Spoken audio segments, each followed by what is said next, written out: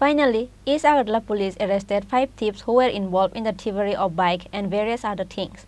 However, the other members of the gang are out of the hands of police. Police are, however, in search of the rest of the members. There was a case of theft at different areas of Agartala since the past days. In most of the cases of theft was entering in the house while no one was around.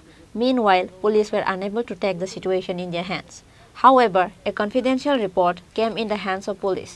A man faked his parents' death and goes door to door seeking financial help from the people. He has been doing this work since the past 2 years.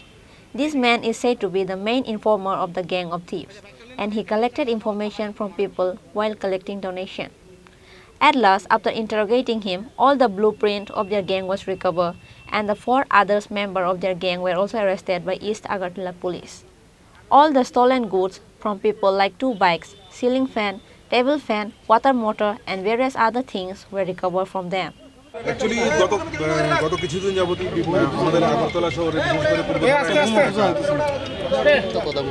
ওইখানে কিছু চুরির ঘটনা ঘটছে, যেগুলি কিছুটা তো খালি বাড়ি ঘর দেখে চুরি হচ্ছে, আর কিছুটা মানে মানুষের মানে সতর্কতার অভাবের কারণে অনেকগুলি জিনিস চুরি করে নিয়ে যাচ্ছে। যেখানে সুযোগ পাচ্ছে কোনো জায়গাতে এমন হচ্ছে যে খালি বাড়ি পেয়ে ঢুকতে না পারা দরজা ভেঙেই ঢুকে গেছে।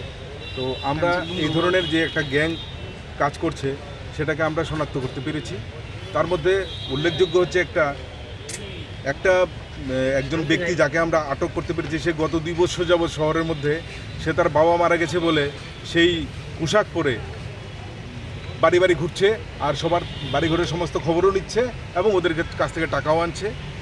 সেই একটা বড় ইনফর্মার সেই গ্যাংয়ের মধ্যে। ওর কাজ হচ্ছে ইনফরমেশন কালেকশন করে এই পোশাক পরে, কিন্তু মানুষ তো সেটা বুঝতে পারছে না। তো আমরা ওকেও আটক করতে পেরেছি। ওর কথায়ও আমরা কিছু মাল উদ্ধার করতে পেরেছি। তার মধ্যে 2টি মোটর বাইক আছে, ফ্যান আছে, সিলিং ফ্যান আছে এবং বাড়িঘরে ছোটোখাটো জিনিস, মোবাইল ফোন এবং মোটর, এগুলি সব কিছু আছে।